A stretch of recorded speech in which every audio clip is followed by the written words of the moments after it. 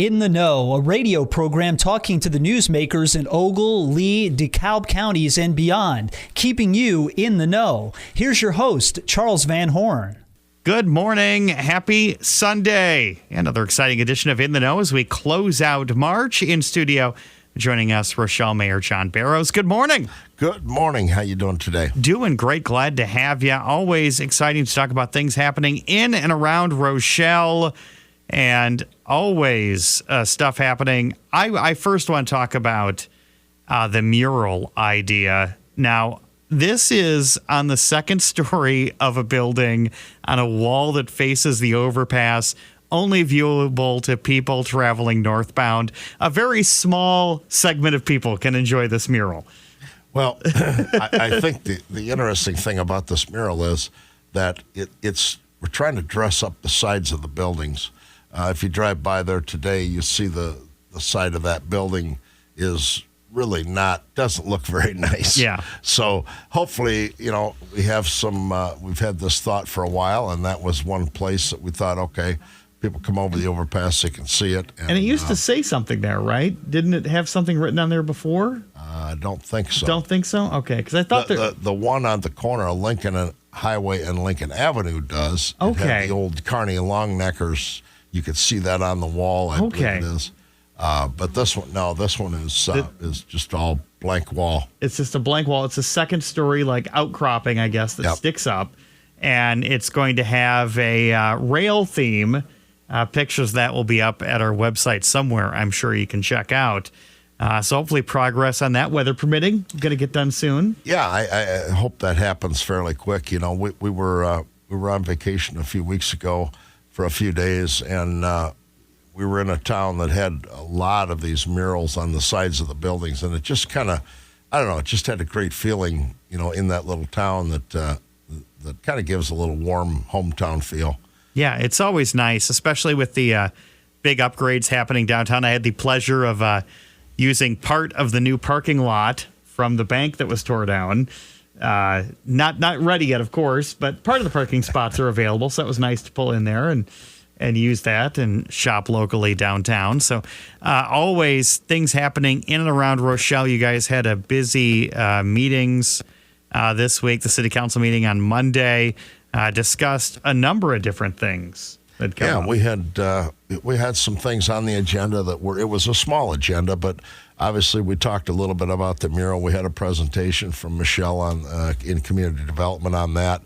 She's worked very hard to bring a couple proposals for council to look at, and obviously the democratic process worked when we pulled the council members. I was the only one that liked the other grade train, but I want to be clear, it wasn't that I'm not in favor of purple and white. It just seemed like it was a lot of purple on that train, but nevertheless, it's gonna, the logo looks great it's got the skydiving, it's got the corn, it's got everything that's kind of unique to Rochelle. Much easier than the logo for the water tower. Yes, it went much very smoother. Much so. We also did table an issue. We've been talking about the shuttle bus for the city. Used a lot of times do tours of the city for our seniors, and whether it's the museum or whoever it is that we do tours with. That we've tabled that because we were short 2 council members last Monday night. So I felt it was good to have them there and allow them to voice their opinion. It's not very often we're short council members. Everybody seems to make every meeting. So. A lot of stuff going around, flu going around, and I just thought, let's just lay that over till the next meeting. Can I start the controversy right now about any graphics for the bus? Can I start that? And can we start? No? No. Because I have ideas, Mayor. I'm sure you do. I would love to have, I think a portrait of myself on the side of the new city bus would be perfect. And we had the city council unanimously approved my recommendation for a restaurant liquor license that'll be going in at the north end where the old Pizza Hut used to be. Yeah. Actually, it's where the original Pizza Hut started out in Rochelle. And it's had a couple different restaurants. And this young family starting up, and we're super excited to see them opening up their business up there. Yeah. We also talked a little bit last night, Monday night, about the TIF program and how it works. So I suggested perhaps we could do maybe an informational type meeting at City Hall to let our businesses understand what could be available. Not everything qualifies, but they need to understand what's out there, because last Monday night they did approve the TIF agreement with Luna of Rochelle, and that brought up some conversation about how do businesses know this is available. So we're going to try to do an informational. It's a very good project, program. It's a very good program to assist our local businesses with various things that they need to do to enhance, and honestly, some of this keeps them in business. Yeah. It's expenses they couldn't cover otherwise. And for you who may not be familiar with what the TIF truly is, it takes tax revenue from a specific area and invests that money back in the area. This isn't money just coming out of the city coffers. This is money from the neighborhood being used to redevelop and promote things in the neighborhood. And the TIF is what a TIF stands for is tax incremental financing.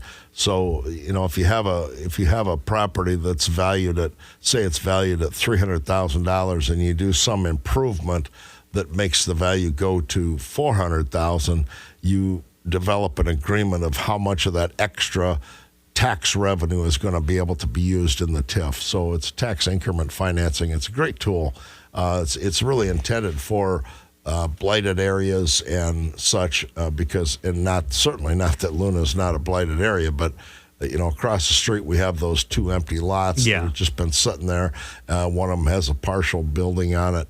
Those are the types of things we can use this TIF to try and help improve and improve the looks. And high tides raise all boats, things like that. A well-developed, professional-looking business, a successful business, does make the neighboring lots more attractive. Absolutely, and I'm really proud of the support that we've gotten and we have in our city council and city manager Fagenshoe, his leadership, all the various programs that we've done to try to get more programs to help our small businesses. This really became apparent back when the pandemic hit. Because our attention turned from not only the new businesses coming to town, but a big share of our focus was on retention and how do we help our existing businesses, which have been here a long time, and they're the kind of the backbone of our community. And if you want to find out more about TIFs and the districts in Rochelle, you can go to the great cityofrochelle.net website, and they list all the TIF districts. And one that was brought up by City Manager Fagenshoe is the Lighthouse Point TIF district. He'd mentioned that there could be potential for more development coming that way. I don't know what you're at liberty to let us know about, but what could be happening around, this is around the Walmart in town here, right? Correct. And it goes to the east all the way to DeMette Road. So it covers, if you remember the old shopping center, the old Sullivan Shopping Center. From there, it actually goes straight east, includes that shopping center, and also goes to the street to the east. That's a new district that we just formed. The Lighthouse TIF, the Lighthouse TIF is the area around Walmart.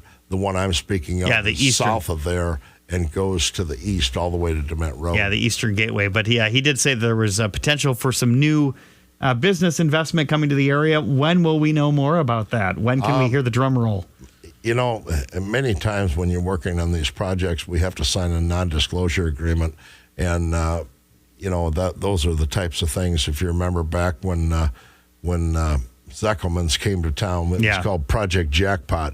That was over 2 years. We were under those agreements. So you never quite know. Okay, well, you can write it down on a piece of paper and hold it up, and I promise I won't tell anybody. And oddly enough, that's one of the reasons we're very cautious about it, is because we don't want to lose a potential business coming to this town to somebody else that starts. But I'm eager for the scoop, Mayor. That's why I want to know about it now. You will have it when it's ready. I open Christmas presents on December 3rd, so I'm really excited.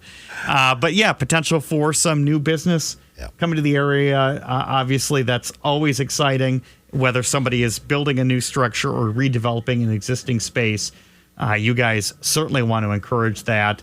And you work with a number of different sort of programs to help make that happen, whether you're at the local level or even the state level, right? Absolutely. Is there an area in town? Obviously, every part of town you want to see develop and grow. And you talked about the Eastern Gateway and things like that. Is there a part of town where you just really hope there's that spark and development just takes off like wildfire? Well, actually, oddly enough, it's kind of happening all over. If you look to the southern entry coming in on 251, there's been great strides there in development and the new housing there, especially. Yeah. So, I think it seems as though, and I don't know that it's really planned, I think it just seems like it kind of takes care of itself. Yeah. When you talk about commercial and industrial, you talk about the downtown, you talk about the southern corridor, a little bit to the north, and then also to the northwest. You start talking about that's the area that when we did our plan, a strategic plan on what we wanted to see, the north and northwest is kind of the area where we thought housing would become a reality. And we're still in great need of housing. It's just we're so short. And this isn't a problem that's just unique to Rochelle. This is a nationwide problem. So hopefully, I've got some ideas that we've worked on. We've done our home housing incentive program. We're waiving all the fees for building permits, for connection fees. You have to be within the city limits of Rochelle. But that's the only place we have jurisdiction. So, hopefully we can see this grow and you could bring some more property into the city limits, which helps our EAV, which helps our taxpayers. And it's a whole big process. But it's one of the things that I hope to be able to do perhaps this summer. I'd like to do a public meeting to where folks could come in and we could actually have a meeting to explain how their tax bill works. Most people really don't know. And all they know is that they have to pay their taxes. So I think it would be good to have people understand what does this do for them? How do our tax rate in the city, I think for the third year in a row now, has come down. And we don't control the other taxing districts, but I just think a good informational meeting for our general public to be able to understand and kind of walk them through the process of how do they develop these real estate tax bills. It's not just a number that's willy-nilly picked out of the air. See, I always thought that those tax bills were decided by all of the taxing bodies got together with a version of the game Hungry Hungry Hippos and just started slamming it real quick and just grabbing all those tax dollars. I thought that's how that worked. Yeah. Well, there's oddly enough, there's a pretty strategic way that you develop this, and what one of the things that a lot of folks don't understand is when we develop our levy, you're actually doing this in reverse because you develop a levy based upon what you think the EAV is going to be. And so it's kind of a hard thing to follow, but it's confusing, but it can be explained real easy. Let's real quick talk about something fun coming this summer. Sounds like we will have another flurry of activity, a fun event happening at the airport. Yeah, August 10th. We're finalizing details right now. It's not for sure, but in the past I developed this destination committee, which is trying to come up with ideas to make Rochelle a destination for folks to travel to and create more people in our community, kind of like the Big Boy did, but on a much smaller scale. Or no, we hope the same scale. Well, let's think positively now. You have to be prepared, and one of the things that we talked about in our committee is when you do an event like this, you have to understand how it affects the other departments. How does it affect your police and how Big Boy event, we had everybody on board. And the good thing is about that Big Boy event is I think the last people are now leaving the parking lot. Yeah. I think they're just able to finally get out of there. Yeah. That was so crazy. But we're going to have, we've got an old warbird that's going to fly in. Be kind of cool. People can see that. And we have one individual that's talking about doing some aerobatics, which would be nice. I think Doug's going to have perhaps some specials for maybe skydiving. I think Mike is going to maybe have some. He does training out at the airport, flight training, and he may have some specials he can offer. So, yeah, it's going to be, we're going to try to make it a well-rounded event so there's stuff for the whole family. Hopefully we'll have some food trucks. We'll have some, I hope to have the Kiwanis there with their hot dogs, the famous delicious. hot dogs. Hopefully that'll be able to create some food. And of course, we have the flight deck right next door, too. So hopefully it'll be great for everybody. It's just going to be a one-day event. We originally talked about a 2-day. Yeah. But it's very difficult to coordinate a 1 day, let alone 2 days. We can start it off with 1 day. Mayor John Bearrows, always something to look forward to in Rochelle, whether it be from businesses to new housing to your eye in the sky this summer. Thank you so much for joining us. I appreciate you having me. Thank you, and have a good day. Thank you for listening to this week's In the Know. The program returns next week at this time with another great conversation with someone from your community.